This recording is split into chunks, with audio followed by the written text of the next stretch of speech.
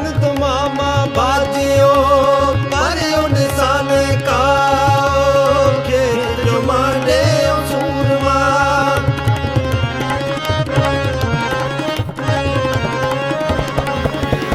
खेत जो मांडे सूरमा सूरमा सूरमा खेत जो मांडे सूरमा अब जूझन को दाओ अब जूझन को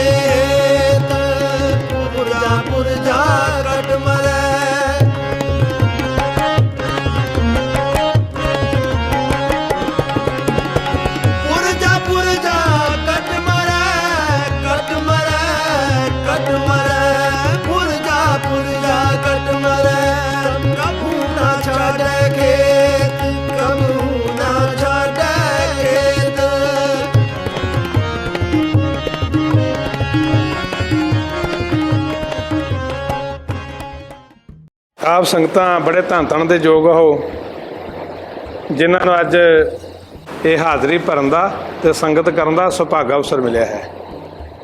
ਸੋ ਆਪ ਸੰਗਤਾਂ ਦੇ ਬੜੇ ਚੰਗੇ ਭਾਗ ਹਨ ਕਿ ਤੁਸੀਂ ਸਾਰਿਆਂ ਨੇ ਰਲ ਮਿਲ ਕੇ ਇੱਕ ਯਾਤਰਾ ਦੇ ਰੂਪ ਵਿੱਚ ਪਹਿਲੇ ਪਾਤਸ਼ਾਹ ਧੰਨ ਧੰਨ ਸ਼੍ਰੀ ਗੁਰੂ ਨਾਨਕ ਦੇਵ ਮਹਾਰਾਜ ਜੀ ਜਿਹੜੇ ਕਿ ਸਨ 1515 ਦੇ ਵਿੱਚ ਇਸ ਜਗ੍ਹਾ ਤੇ ਪਧਾਰੇ ਤੇ ਇਸ ਜਗ੍ਹਾ ਤੇ ਬੈਠ ਕੇ ਸੱਚ ਦਾ ਉਪਦੇਸ਼ ਦਿੱਤਾ। ਤੇ ਸੱਚ ਦਾ ਉਪਦੇਸ਼ ਕੀ ਸੀ ਕਿ ਉਸ ਟਾਈਮ ਦੇ ਉੱਤੇ ਬ੍ਰਹਮ ਸਰੋਵਰ ਦੇ ਉੱਤੇ ਜਦੋਂ ਲੋਕ ਇਕੱਠੇ ਹੋਏ, ਸੰਗਤਾਂ ਇਕੱਠੀਆਂ ਹੋਈਆਂ, ਕਈਆਂ ਦਾ ਮਤ ਸੀ ਵੀ ਸੂਰਜ ਨੂੰ ਗ੍ਰਹਿਣ ਲੱਗਣਾ, ਅੱਗ ਨਹੀਂ ਬਾਲਣੀ, ਪਰ ਕਈਆਂ ਦਾ ਮਤ ਸੀ ਵੀ ਆਪਾਂ ਭੋਜਨ ਨਹੀਂ ਛਕਣਾ।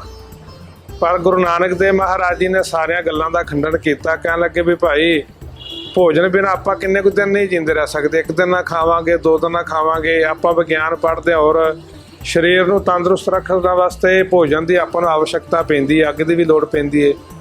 ਪਰ ਇਹਨਾਂ ਚੀਜ਼ਾਂ ਬਿਨਾਂ ਆਪਣਾ ਸਰਦਾ ਨਹੀਂ, ਫਿਰ ਛੱਡ ਕੇ ਤੇ ਫਾਇਦਾ ਕੀ ਇਹਦਾ। ਗੁਰੂ ਨਾਨਕ ਦੇਵ ਮਹਾਰਾਜ ਜੀ ਨੇ ਫਿਰ ਇੱਥੇ ਕਹਿੰਦੇ ਨੇ ਵੀ ਉਸ ਟਾਈਮ ਕਿਸੇ ਰਾਜੇ ਦਾ ਕੋਈ ਮਾਸ ਭੇਟਾ ਕੀਤਾ, ਉਹ ਵੀ ਪਕਾਇਆ। ਪਰ ਪੰਗਤ ਦੇ ਟਾਈਮ ਗੁਰੂ ਦਾ ਲੰਗਰ ਸ਼ੁਰੂ ਕੀਤਾ ਤੇ ਉਹ ਫਿਰ ਸਾਰੇ ਹੀ ਜਿਹੜੇ ਉਸ ਟਾਈਮ ਦੇ ਮੌਕੇ ਦੀਆਂ ਸੰਗਤਾਂ ਹਨ, ਜਿਹੜੇ ਕਹਿੰਦੇ ਨੇ ਵੀ ਅੱਗ ਨਹੀਂ ਬਾਲਣੀ, ਭੋਜਨ ਨਹੀਂ ਛਕਣਾ, ਵੀ ਮਾਸ ਦੀ ਉਹਨਾਂ ਗੱਲ ਕੀਤੀ, ਉਹ ਸਾਰੇ ਇੱਥੇ ਇਕੱਠੇ ਹੋਏ। ਫਿਰ ਸਤਿਗੁਰਾਂ ਜੀ ਨੇ ਮਾਸ ਮਾਸ ਕਰ ਮੂਰਖ ਝਗੜੇ, ਇਹ ਪਾਵਨ ਸ਼ਬਦ ਇੱਥੇ ਬੈਠ ਕੇ ਉਚਾਰਨ ਕੀਤਾ। ਵੇਖੋ ਮਹਾਰਾਜ ਕੇ ਇੱਕ ਤੇ ਕਹਿਣ ਲੱਗ ਵੀ ਮਾਸ ਬਿਨਾਂ ਤੇ ਕੋਈ ਨਹੀਂ ਹੈਗਾ, ਸਭ ਕੁਛ ਮਾਸ ਹੈ। ਮਾਸ ਦੇ ਵਿੱਚ ਹੀ ਬੱਚਾ ਪੈਦਾ ਹੁੰਦਾ ਹੈ। ਮੰਮਾ ਮਾਸ ਹੀ ਬਾਹਰ ਜਦੋਂ ਹੁੰਦਾ ਉਹਦੇ ਮੂੰਹ 'ਚ ਥਣ ਪੈਂਦਾ ਮਾਂ ਦਾ, ਤਾਂ ਦੁੱਧ ਹੁੰਦਾ। ਡਾਕਟਰ ਕਹਿੰਦੇ ਨੇ ਬੱਚੇ ਨੂੰ ਮਾਂ ਦਾ ਦੁੱਧ ਪਿਆਓ। ਮਹਾਰਾਜ ਨੇ ਫਿਰ ਸਾਰੀਆਂ ਗੱਲਾਂ ਕੀਤੀਆਂ, ਭਾਈ ਮਾਸ ਹੀ ਵਿਆਹ ਕੇ ਲਿਆਉਂਦਾ ਹੈ, ਮਾਸ ਹੀ ਘਰ ਆਉਂਦਾ ਹੈ। ਪਰ ਗੱਲ ਇਹ ਵੀ ਮਹਾਰਾਜ ਕਹਿਣ ਲੱਗੇ ਵੀ ਹੱਕ ਪਰਾਇਆ ਨਾਨਕਾ ਉਸ ਸੂਰ ਉਸ ਗਾਏ। ਮਹਾਰਾਜ ਨੇ ਇੱਕੋ ਹੀ ਗੱਲ ਨਾਲ ਸਮਝਾਈ, ਭਾਈ ਘਰ ਵਿੱਚ ਰਹਿ ਕੇ ਨਾ ਮਿਹਨਤ ਕਰਨੀ ਹੈ ਤੇ ਨਾਮ ਜਪਣਾ, ਕਿਸੇ ਦਾ ਹੱਕ ਨਹੀਂ ਖਾਣਾ ਤੇ ਸੱਚ ਦੇ ਰਸਤੇ ਵਿੱਚ ਚੱਲਣਾ, ਨਾ ਕਿਸੇ ਤੋਂ ਡਰਨਾ ਹੈ ਤੇ ਨਾ ਕਿਸੇ ਨੂੰ ਡਰਾਉਣਾ ਹੈ। ਹਰ ਇੱਕ ਨੂੰ ਆਪਣੀ ਜ਼ਿੰਦਗੀ ਜਿਉਣ ਦਾ ਹੱਕ ਹੈ ਤੇ ਭਾਈ ਹਰ ਇੱਕ ਆਪਣੀ ਜ਼ਿੰਦਗੀ ਜਿਉ ਸਕਦਾ। ਵੀ ਆਪਾਂ ਗੁਰੂ ਨਾਨਕ ਦੇਵ ਮਹਾਰਾਜ ਜੀ ਨੇ ਬਚਨ ਕੀਤਾ, ਪਹਿਲਾਂ ਨਾਮ ਜਪਣਾ, ਕਿਰਤ ਕਰਨੀ ਤੇ ਵੰਡ ਕੇ ਛਕਣਾ। ਸਤਿਗੁਰਾਂ ਜੀ ਨੇ ਆਪ ਖੇਤੀ ਕੀਤੀ, ਸਾਰੇ ਕਿਸਾਨ ਵੀਰ ਬੈਠੇ, ਸਾਰੇ ਮਿਹਨਤ ਕਰਦੇ ਨੇ ਆਪਣੇ ਫੀਲਡ ਦੇ ਵਿੱਚ। ਤੇ ਸੱਚੇ ਪਾਤਸ਼ਾਹ ਮਹਾਰਾਜ ਕਹਿਣ ਲੱਗੇ ਵੀ ਇਹ ਕਿਰਤ ਨਹੀਂ ਛੱਡਣੀ, ਮਿਹਨਤ ਕਰਨੀ ਨਹੀਂ ਛੱਡਣੀ। ਜਿਵੇਂ ਆਪਾਂ ਆਪਣੇ ਬੱਚਿਆਂ ਨੂੰ ਸਮਝਾਉਂਦੇ ਹਾਂ, ਬੱਚਿਓ ਪੜ੍ਹ ਲਓ, ਪੜ੍ਹੋਗੇ ਜਿੰਨਾ ਪੜ੍ਹੋਗੇ ਓਨੀ ਤੁਹਾਡੀ ਪੜ੍ਹਾਈ ਕੰਮ ਆਏਗੀ, ਉਹਨੇ ਚੰਗੀਆਂ ਪੋਸਟਾਂ 'ਤੇ ਤੁਸੀਂ ਨੌਕਰੀ ਕਰੋਗੇ, ਜੋਬ ਕਰੋਗੇ। ਤੇ ਮਹਾਰਾਜ ਵੀ ਇਸੇ ਤਰ੍ਹਾਂ ਕਹਿਣ ਲੱਗੇ ਭਾਈ ਮਿਹਨਤ ਕਰਨੀ ਹੈ, ਕਿਰਤ ਕਰਕੇ ਤੇ ਫਿਰ ਨਾਮ ਜਪਣ ਤੋਂ ਭਾਵ ਗੁਰੂ ਦਾ ਸ਼ੁਕਰਾਨਾ ਕਰਨਾ। ਸੱਚੇ ਪਾਤਸ਼ਾਹ ਤੇਰਾ ਸ਼ੁਕਰ ਹੈ, ਨਾਮ ਜਪਣਾ। ਤੇ ਫਿਰ ਉਹ ਕੀਤੀ ਹੋਈ ਕਮਾਈ 'ਚੋਂ ਫਿਰ ਆਪਾਂ ਕੀ ਕਰਨਾ, ਜੇ ਵੰਡ ਕੇ ਛਕਣਾ। ਜਿਹੜੇ ਆਪਾਂ ਲੰਗਰ ਕਰਦੇ ਨੇ ਜਾਂ ਹੋਰ ਕਿਤੇ ਆਪਾਂ ਪੁੰਨਦਾਨ ਕਰਨੇ ਆ। ਤੇ ਮਹਾਰਾਜ ਕਹਿਣ ਲੱਗੇ ਭਾਈ ਜਿਹੜਾ ਮਨੁੱਖ ਇਹਨਾਂ ਤਿੰਨਾਂ ਗੱਲਾਂ ਤੇ ਪਹਿਰਾ ਦੇਵੇਗਾ ਨਾ, ਤੇ ਭਾਈ ਉਸ ਨੂੰ ਫਿਰ ਜੋਗ ਨਾ ਭਗਵੀਂ ਕੱਪੜੀ, ਜੋਗ ਨਾ ਮੈਲੇ ਵੇਸ, ਨਾਨਕ ਘਰ ਬੈਠਿਆਂ ਜੋਗ ਪਾਈਐ, ਸਤਿਗੁਰ ਕੈ ਉਪਦੇਸ਼। ਮਹਾਰਾਜ ਕਹਿੰਦੇ ਜਿਹੜੇ ਇਹਨਾਂ ਤਿੰਨਾਂ ਗੱਲਾਂ ਤੇ ਪਹਿਰਾ ਦੇਗਾ ਉਹਨੂੰ ਘਰ ਛੱਡ ਕੇ ਜੰਗਲਾਂ 'ਚ ਜਾਣ ਦੀ ਲੋੜ ਨਹੀਂ ਪੈਗੀ, ਕਿਉਂਕਿ ਗੁਰੂ ਨਾਨਕ ਦੇਵ ਮਹਾਰਾਜ ਜੀ ਦੇ ਸੰਸਾਰ ਉੱਤੇ ਹੁਣ ਤੋਂ ਪਹਿਲਾਂ ਗ੍ਰਸਤੀ ਧਰਮ ਨੂੰ ਬੜਾ ਮਾੜਾ ਸਮਝਿਆ ਜਾਂਦਾ ਸੀ। ਕਹਿੰਦੇ ਹਨ ਜਿਹੜਾ ਗ੍ਰਸਤੀ ਧਰਮ ਹੈ ਨਾ ਉਹ ਧਰਮ ਹੀ ਨਹੀਂ ਬੰਦਾ ਹੋ ਸਕਦਾ, ਉਹ ਭਗਤੀ ਨਹੀਂ ਕਰ ਸਕਦਾ।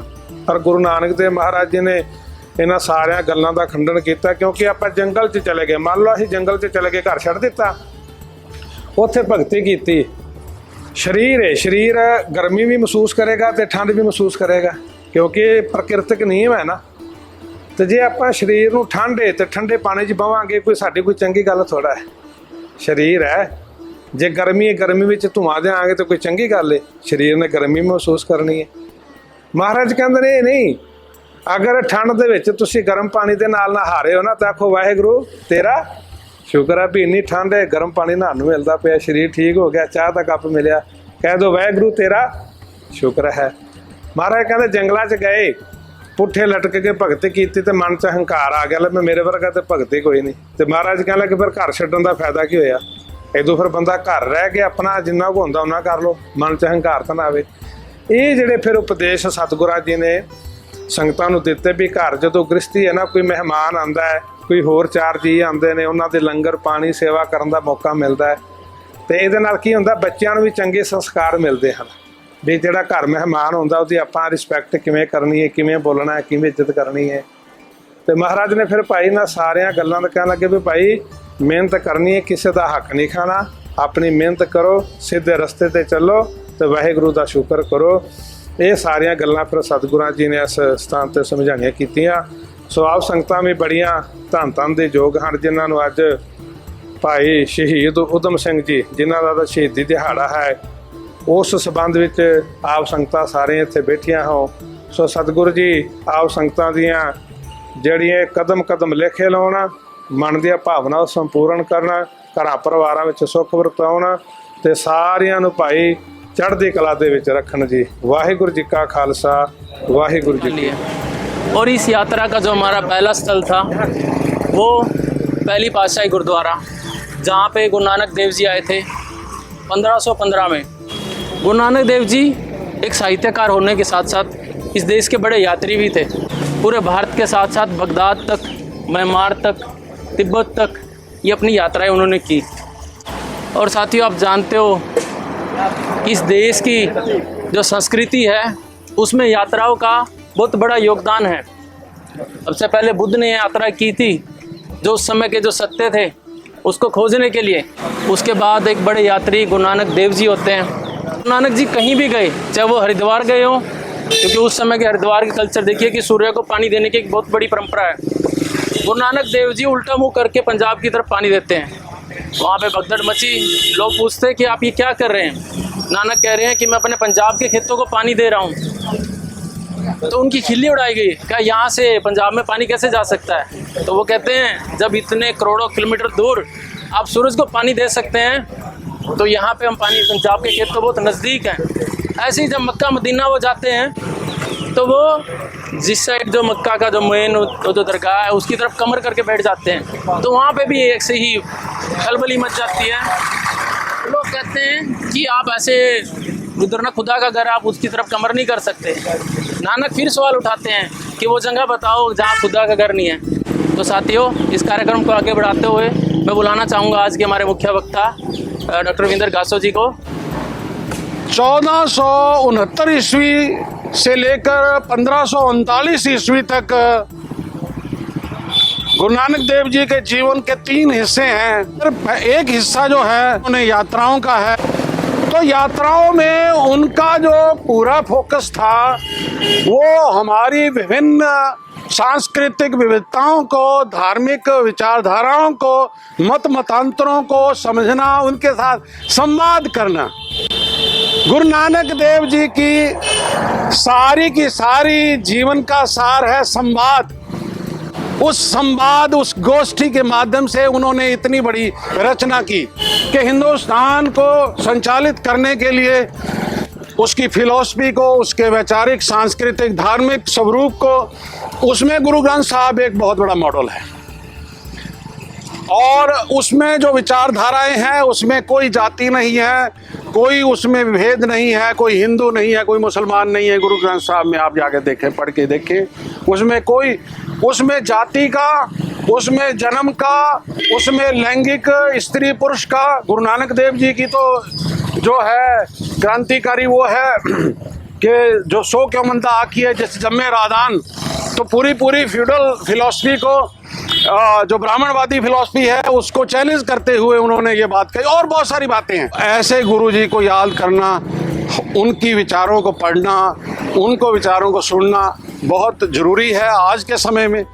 हमारी टीम के जो साथी हैं अरुण कैरबा जी, वो इसको लेकर एक गीत प्रस्तुत करेंगे। आओ सारे गेल्या आओ, आओ सारे गेल्या आओ, जन जन में इब एका ल्याओ, जन जन में इब एका ल्याओ, मिलकर कदम बढ़ाओ रे, नहीं तो मुश्किल बढ़ जाएगी, मिलकर कदम बढ़ाओ रे, नहीं तो मुश्किल बढ़ जाएगी। हम नाइब तो चलना होगा, हम नाइब तो चलना होगा, सब लोग गाते जुड़ना होगा, सब लोग गाते जुड़ना होगा, दूरियां सारी मिटाओ रे, नहीं तो मुश्किल बढ़ जाएगी, दूरियां सारी मिटाओ रे, नहीं तो मुश्किल बढ़ जाएगी। आओ सारे गेल्या आओ, आओ सारे गेल्या आओ, जन जन में इब एका ल्याओ, जन जन में इब एका ल्याओ, मिलकर कदम बढ़ाओ रे, नहीं तो मुश्किल बढ़ जाएगी। किन बातां में लगा झकोई, किन बातां में लगा झकोई, जात पात का भेद न कोई, जात पात का भेद न कोई, जात न मूल मिटाओ रे, नहीं तो मुश्किल बढ़ जाएगी, जात न मूल मिटाओ रे, नहीं तो मुश्किल बढ़ जाएगी। आओ सारे गेल्या आओ, आओ सारे गेल्या आओ, जन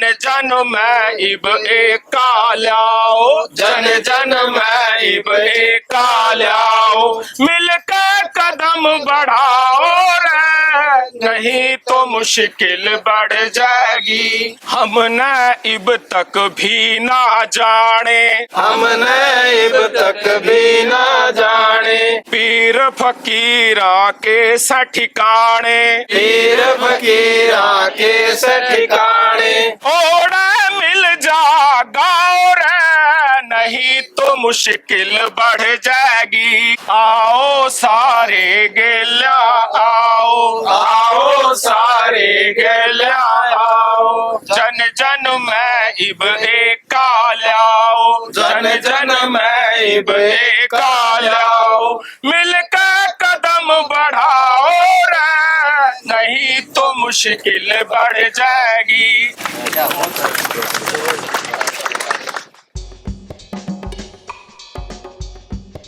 वो बुद्ध स्तूप होगा जो नजदीक ब्रह्म सरोवर कुरुक्षेत्र यूनिवर्सिटी के फाइन आर्ट डिपार्टमेंट से है।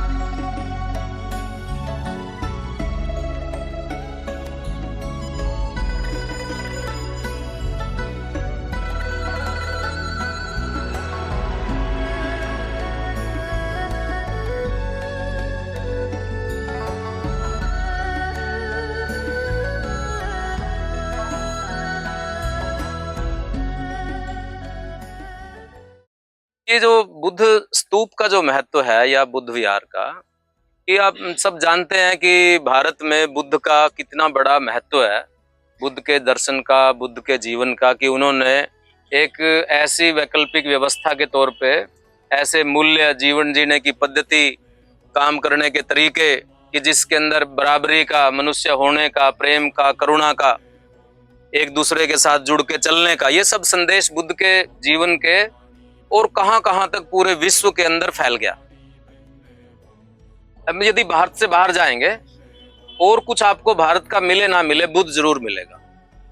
और जहां जहां पे भी बुद्ध गए दुनिया में, यदि आप उसको देखेंगे, चाहे उसमें चीन हो, चाहे जापान हो, चाहे कोरिया हो, ये सारे वो देश हैं जो आज के दिन साइंस और टेक्नोलॉजी में बहुत ज्यादा तरक्की किए हुए हैं। तो बुद्ध की जो सोच है, बुद्ध की जो भौतिक जीवन के बारे में तार्किक प्रणाली से सोचना, कार्य कारणों को समझना और जीवन में उसको अपनाना, ये जो संस्कृति के अंदर, सोच के अंदर, जीवन के अंदर जब शामिल हुए तो उन जगहों ने तरक्की की। बुद्ध के जीवन ने, बुद्ध की शिक्षाओं ने बहुत ज्यादा आकर्षित किया हमारे समाज को। और किस समाज को आकर्षित किया?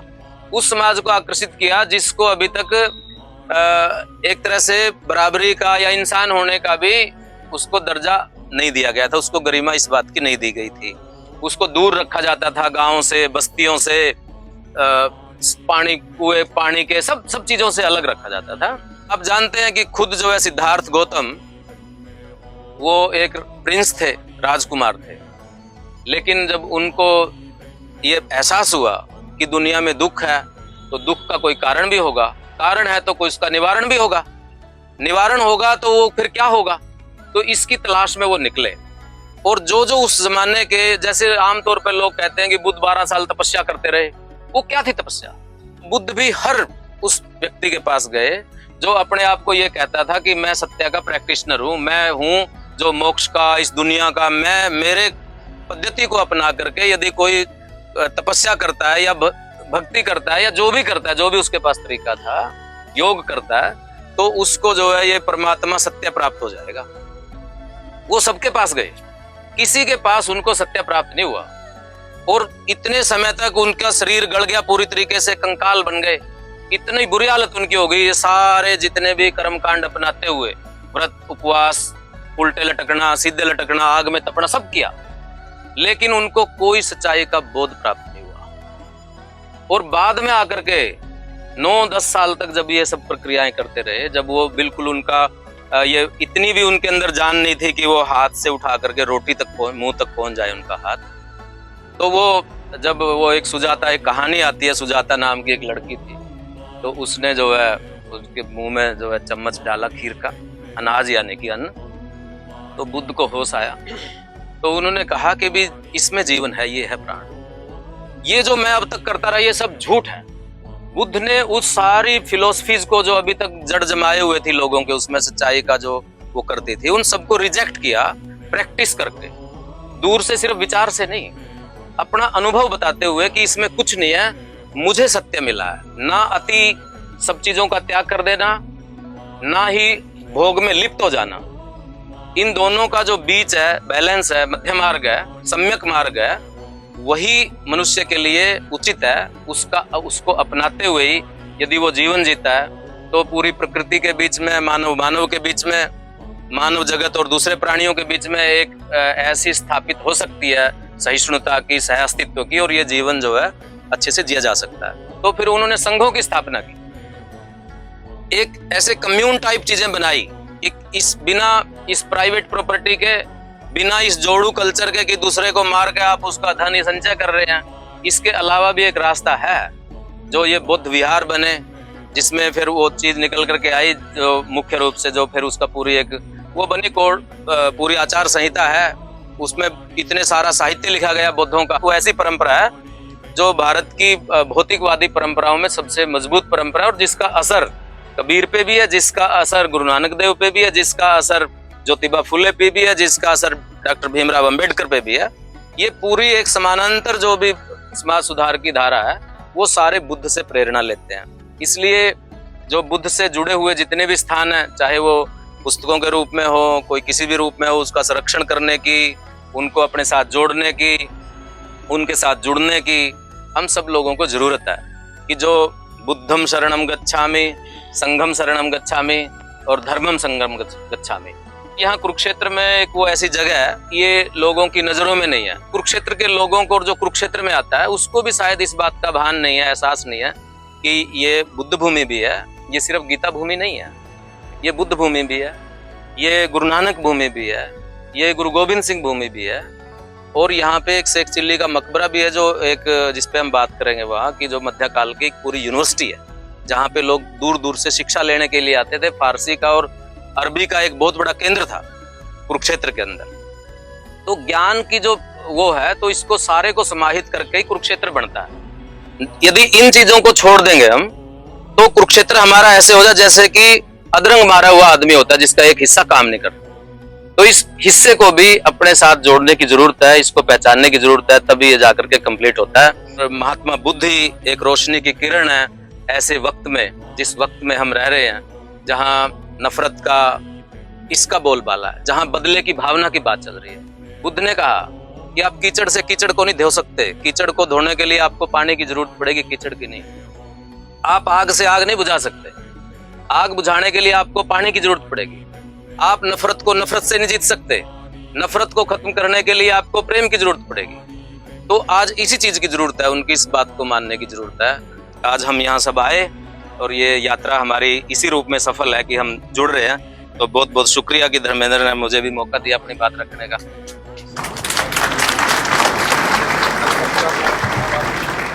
हमारा जो अगला पड़ाव है वो है 10वीं पातशाही।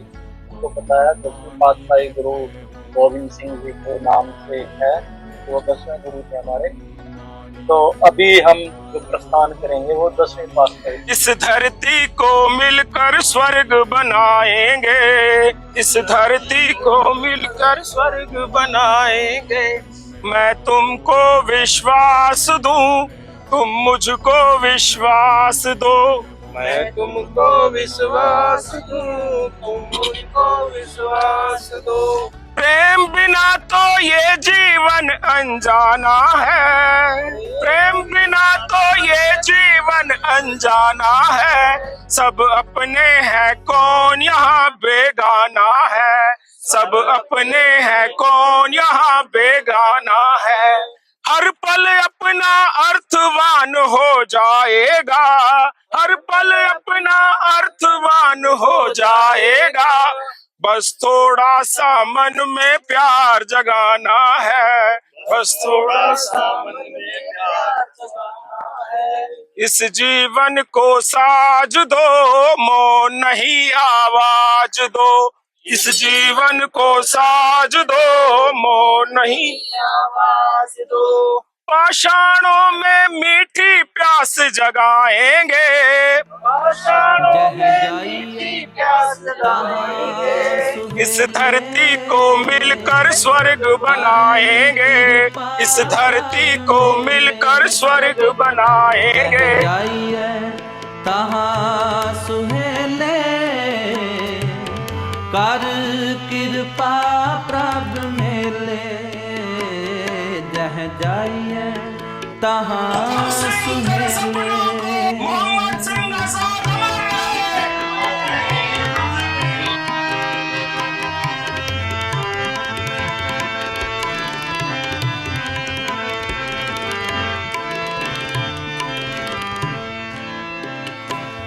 गुरपुर चरनी लाया, हर संग सहाय पाया।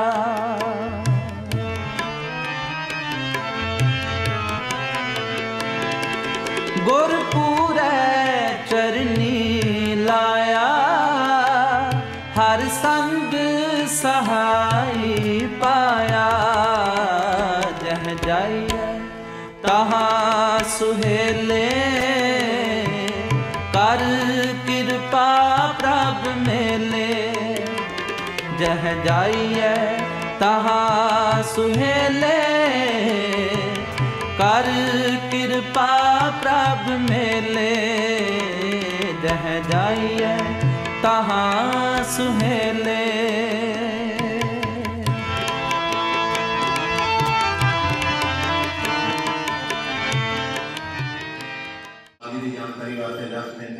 ਕੁਰੂਕਸ਼ੇਤਰ ਦੀ ਪਾਵਨ ਧਰਤੀ ਉਹ ਪਾਵਨ ਧਰਤੀ ਹੈ ਜਿੱਥੇ 7 ਗੁਰੂ ਸਾਹਿਬਾਨ ਆਏ ਹਨ। ਦੂਜੇ ਪਾਤਸ਼ਾਹ ਧੰਨ ਧੰਨ ਗੁਰੂ ਅੰਗਦ ਦੇਵ ਜੀ ਅਤੇ ਪੰਚਮ ਪਾਤਸ਼ਾਹ ਸ਼ਹੀਦਾਂ ਦੇ ਸਰਤਾਜ ਧੰਨ ਧੰਨ ਸਾਹਿਬ ਸ੍ਰੀ ਗੁਰੂ ਅਰਜਨ ਦੇਵ ਜੀ ਮਹਾਰਾਜ ਕੁਰੂਕਸ਼ੇਤਰ ਦੀ ਧਰਤੀ ਤੇ ਨਹੀਂ ਆਏ। ਬਾਕੀ 8 ਗੁਰੂ 7 ਪਾਤਸ਼ਾਹੀਆਂ। ਇੱਕ ਜੋ ਫਰਕ ਆ ਰਿਹਾ ਹੈ ਉਹ ਇਹ ਹੈ ਕਿ ਜਿਸ ਟਾਈਮ ਤੀਜੇ ਪਾਤਸ਼ਾਹ ਆਏ ਹਨ ਗੁਰੂ ਅਮਰਦਾਸ ਜੀ, ਉਹਨਾਂ ਦੇ ਨਾਲ ਚੌਥੇ ਪਾਤਸ਼ਾਹ ਵੀ ਆਏ ਹਨ, ਪਰ ਉਸ ਸਮੇਂ ਜੋ ਗੁਰਤਾ ਗੱਦੀ ਸੀ ਉਹ ਚੌਥੇ ਪਾਤਸ਼ਾਹ ਦੀ ਕੋਲ ਨਹੀਂ ਸੀ, ਤੀਜੇ ਪਾਤਸ਼ਾਹ ਦੀ ਕੋਲ ਸੀ। ਇਸ ਪ੍ਰਕਾਰ ਇਹ ਜੋ ਧਰਤੀ ਹੈ ਤੇ 8 ਗੁਰੂ ਆਏ ਹਨ, 7 ਪਾਤਸ਼ਾਹੀਆਂ ਆਈਆਂ ਹਨ।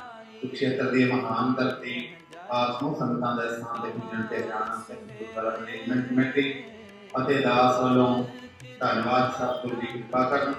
ਜਿਸ ਪ੍ਰਕਾਰ ਸਾਡੇ ਗੁਰੂ ਸਾਹਿਬਾਂ ਨੇ ਇੰਨੀਆਂ ਕੁਰਬਾਨੀਆਂ ਕੀਤੀਆਂ, ਆਪ ਜੀ ਦਾ ਬਹੁਤ ਬਹੁਤ ਧੰਨਵਾਦ ਕਿ ਆਪ ਜੀ ਨੇ ਜੋ ਅਮਰ ਸ਼ਹੀਦ ਊਧਮ ਸਿੰਘ ਜੀ ਦੇ ਜੋ ਅੱਜ ਆਪਾਂ ਸ਼ਹਾਦਤ ਦਿਵਸ ਅਤੇ ਪ੍ਰੇਮ ਚੰਦ ਜੀ ਦੀ ਜੋ ਜਯੰਤੀ ਨੂੰ ਮਨਾ ਰਹੇ ਹਾਂ, ਉਹਨਾਂ ਕਾਰਨਾਂ ਵਾਸਤੇ ਆਪ ਜੀ ਨੇ ਸਭ ਤੋਂ ਪਹਿਲ ਦੇ ਆਧਾਰ ਤੇ ਗੁਰੂ ਘਰ ਨੂੰ ਜੋ ਹੈ ਦਰਸ਼ਨਾਂ ਵਾਸਤੇ ਚੁਣਿਆ। सतगुरु जी कृपा करना समूह संगतां नूं चढ़दी कला दात बख्शण।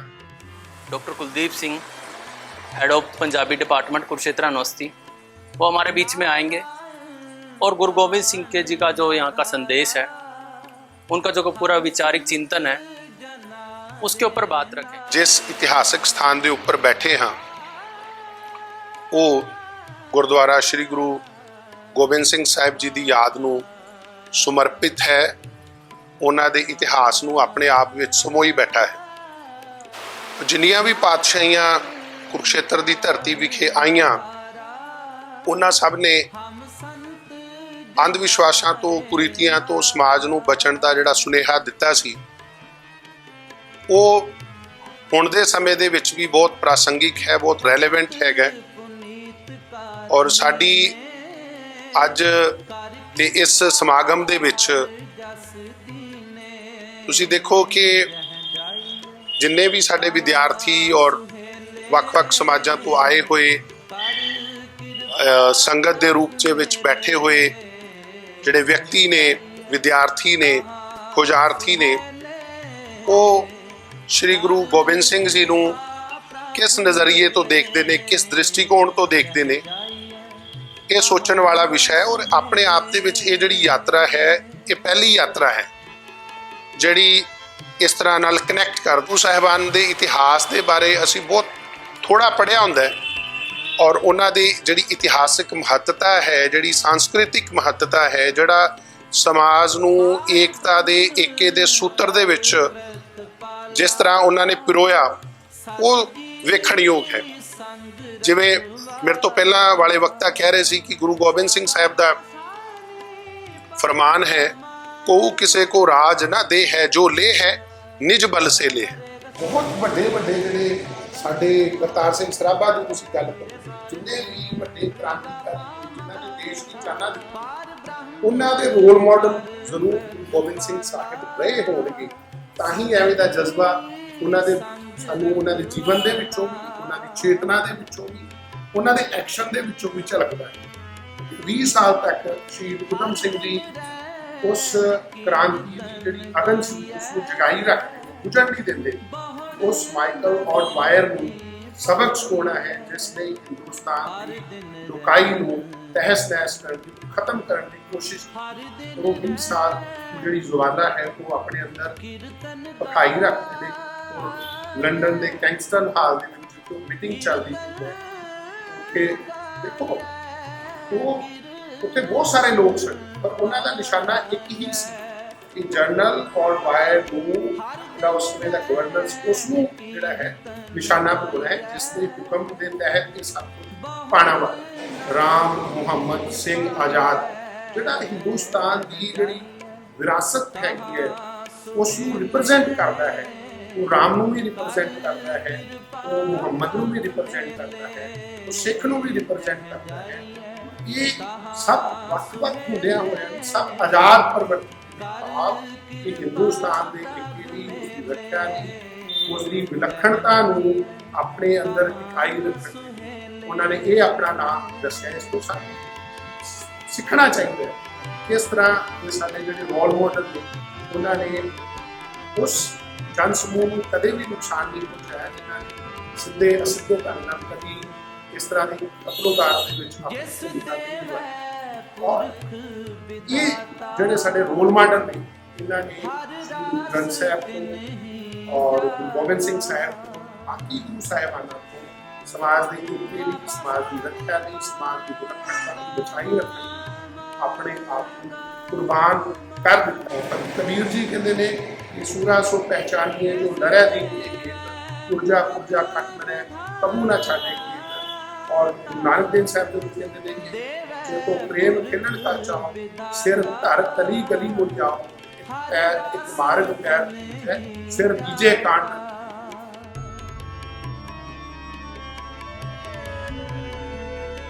पूछती है झोपड़ी और पूछते हैं खेत भी, पूछती है झोपड़ी और पूछते हैं खेत भी, कब तलक लुटते रहेंगे लोग मेरे गाँव के, कब तलक लुटते रहेंगे लोग मेरे गाँव के।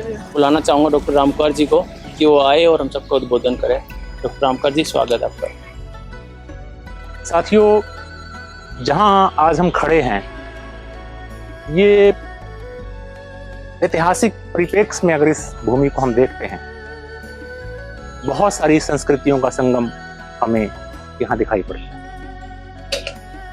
उत्तर वैदिक काल से लेकर के कुषाण पीरियड, उसके बाद गुप्तास,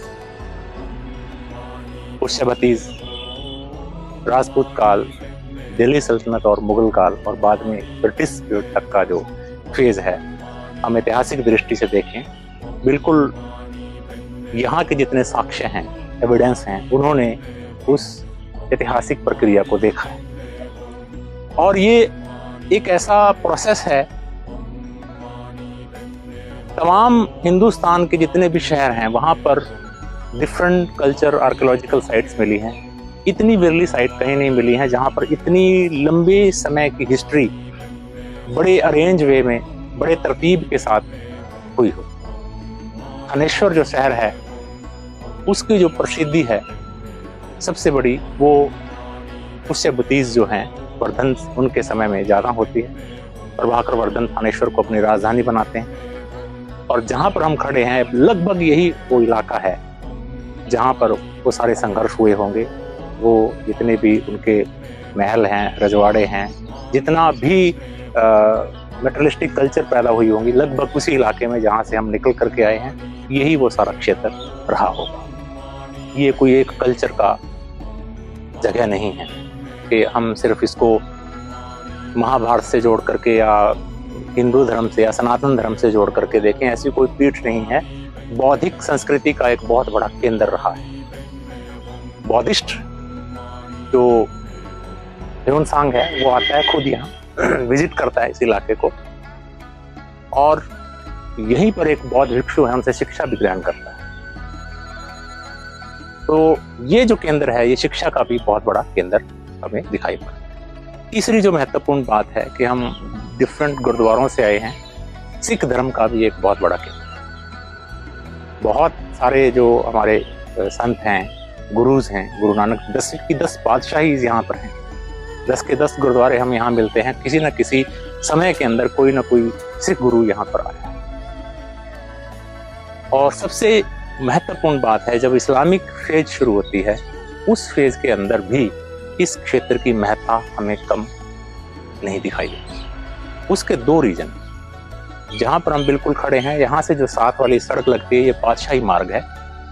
यही मार्ग है जिससे महमूद गजनवी इस रास्ते से आता है और इसके बिल्कुल साथ में चक्रपाणी का मंदिर है जो 1014 के अंदर तोड़ा जाता है। दूसरा ये रास्ता इसको टच करता है, बठिंडा से कैथल होता हुआ देन आगे निकलता है। तो ये बिल्कुल क्रॉस के ऊपर है, क्योंकि उस समय के अंदर, जिस समय मध्य काल है, तो एक ट्रेंगुलर हमारा यहाँ बनता है, हांसी, थानेश्वर और सढौरा। ये 3 सूफी संत की जो सराएं हैं यहाँ पर हमें मिलती हैं और बहुत बड़े केंद्र अपने आप में मध्य काल के अंदर दिखते हैं। विशेष तौर पर अगर हम इस मकबरे के बारे में बात करें, यहाँ ये मिडिवल टाइम का इंडो पर्शियन आर्किटेक्चर का बेहतरीन नमूना है और इसको हरियाणा के ताज के नाम से भी जाना जाता है। जब आप इसकी आर्किटेक्चर को देखेंगे, उसकी फॉर्मेशन की देखोगे, बिल्कुल जो ताजमहल का पैटर्न है वैसा ही पैटर्न इसके अंदर हमें दिखाई पड़ता है। जिस तरीके से 4 बाग व्यवस्था मुगलों का प्रसिद्ध जो आर्किटेक्चर था उसी के ऊपर पैटर्न के ऊपर बेस्ड है। डबल डोम है, नीचे फाल्स डोम, फिर ऊपर का जो स्ट्रक्चर है वो ओरिजिनल डोम के ऊपर रखा गया है। जो कब्र है वो नीचे रहती थी, उसके ऊपर एक फाल्स जो टोम है वो बनाई जाती थी ताकि उसको निचले वाली कब्र के अंदर जाने की मनाही रहती थी, क्योंकि वो ओरिजिनल टोम वहां पर होती थी। उसी का एक नमूना उसके ऊपर फिक्स कर दिया जाता था, जैसे कि ताजमहल के अंदर है। उसी तरीके का जो ऑक्टेंगल शेप का जो गुंबद है इसका, डिट्टो अगर आप इसको देखेंगे बहुत रिजेम्बलेंस इसकी हमें ताजमहल के साथ मिलती है। वही व्हाइट संगमरमर और रेड सैंडस्टोन इसके अंदर इस्तेमाल किया गया आर्किटेक्चर की दृष्टि से। और खास बात ये थी कि पानी की जो व्यवस्था है वो खूब थी। यहाँ 2 कुएं हैं, अगर हम ऊपर जाएंगे तो मैं आपको दिखाऊंगा, अभी ट्रेस करूंगा। उन कुओं से प्रेशर व्हील के द्वारा पानी ऊपर चढ़ाया जाता था और टेराकोटा के पाइप से पानी नीचे आता था ताकि फाउंटेन का इस्तेमाल किया जा सके। तो साइंस की दृष्टि से, टेक्नोलॉजी की दृष्टि से, आर्किटेक्चर की दृष्टि से ये सबसे बेहतरीन नमूना हमें दिखाई पड़ता है। दूसरी तरफ इसके बिल्कुल बैक साइड में एक और दरगाह है, वो जलालुद्दीन थानेश्वरी की दरगाह है। वो अकबर के पीरियड की दरगाह है और वो भी चिश्ती सिलसिला के ही संत थे। बहुत उनका मान्यता थी, यहाँ पर उर्स होते थे उनके नाम पर।